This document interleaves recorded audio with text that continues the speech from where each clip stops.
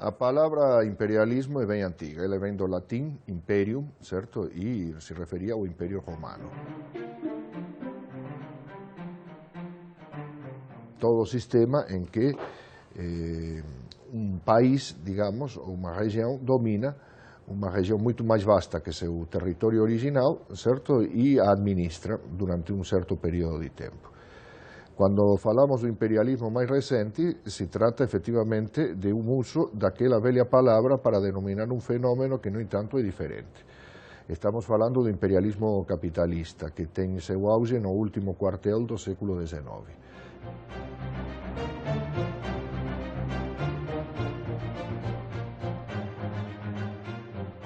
Não foi um imperialismo apenas de saque, embora houvesse saque, não foi um imperialismo principalmente comercial, embora houvesse comércio, foi principalmente um imperialismo de investimento.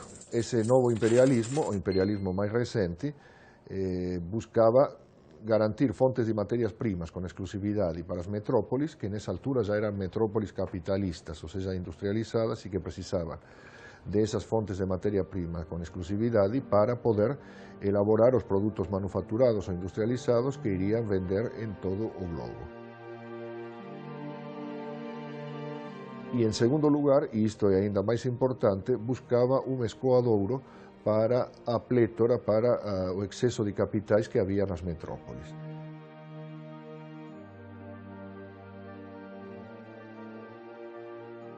Alguns países saem na dianteira nessa corrida por uma vantagem que adquirida anteriormente. São países que possuem impérios coloniais. Isso diz respeito basicamente a Inglaterra e França, certo? Só que o capitalismo mais dinâmico, nesse momento em que se produz essa forte exportação de capitais, certo? Não é, o capitalismo mais dinâmico não é nem o inglês nem o francês, é o alemão. Mas o alemão carece de um império colonial, certo? Por isso tem que se abrir passo.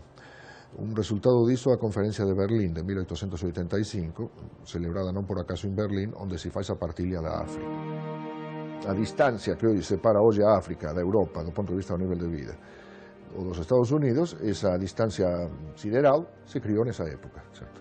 Porque a África foi literalmente saqueada. O Congo belga foi ocupado pelos belgas. Quando foi ocupado pelos belgas, certo?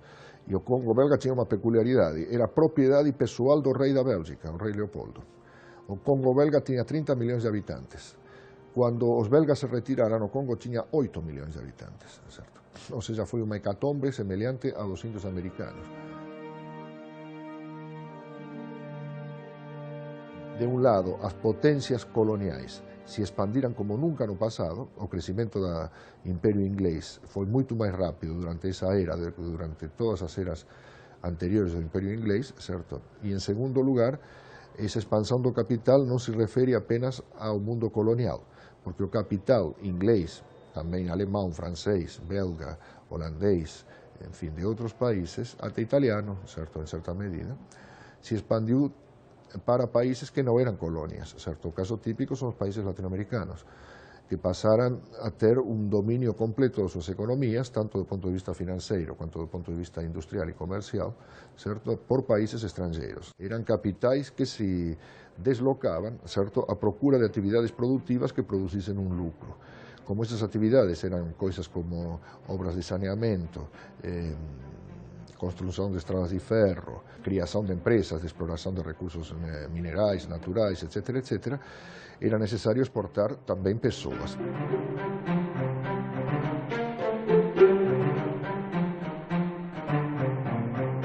A presença dessas pessoas vai alterar drasticamente também os hábitos, certo?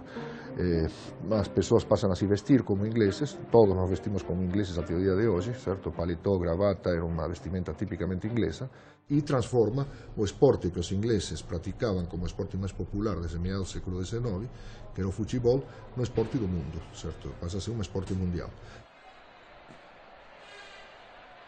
O imperialismo capitalista modelou o mundo e o fez do mundo o que é atualmente, não somente do ponto de vista econômico e político, mas também do ponto de vista cultural, porque foi como se o mundo virasse uma espécie de grande Inglaterra, certo? A Inglaterra dominava o mundo naquele momento.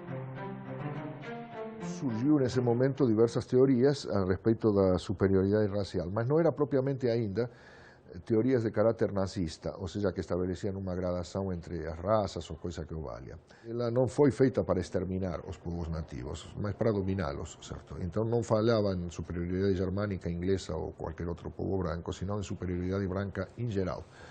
E inclusive, nas palavras de Rudyard Kipling, dizia que isso lhes impunha uma obrigação, o fardo do homem branco.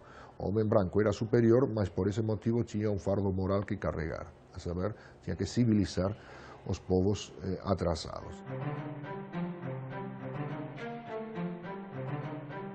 As relações de força entre os países mudaram muito nesse imperialismo capitalista de final do século XIX. Países que eram relativamente fracos no início dessa corrida imperialista se tornaram posteriormente países muito fortes do ponto de vista imperialista. É o caso típico do Japão. E também dos Estados Unidos, certo? Potências dominantes eram Inglaterra, França e Alemanha. Depois da Primeira Guerra, a primeira potência vai ser os Estados Unidos. Depois da Segunda Guerra vai ser praticamente a potência única. E, avançado um pouco mais o tempo, começou a sofrer a concorrência séria de Japão e Alemanha, mas a Alemanha pós-colonial, pós-império colonial. A Alemanha se transformou num concorrente muito mais sério quando deixou de ter colônias do que quando as tinha. Então muita coisa mudou do ponto de vista geopolítico. Não estamos no mundo de 1875, nem no mundo de 1914, enfim, são mundos bem diferentes desde muitos pontos de vista. Mas a estrutura econômica, ou seja, a lógica econômica básica, continua assim sendo a mesma.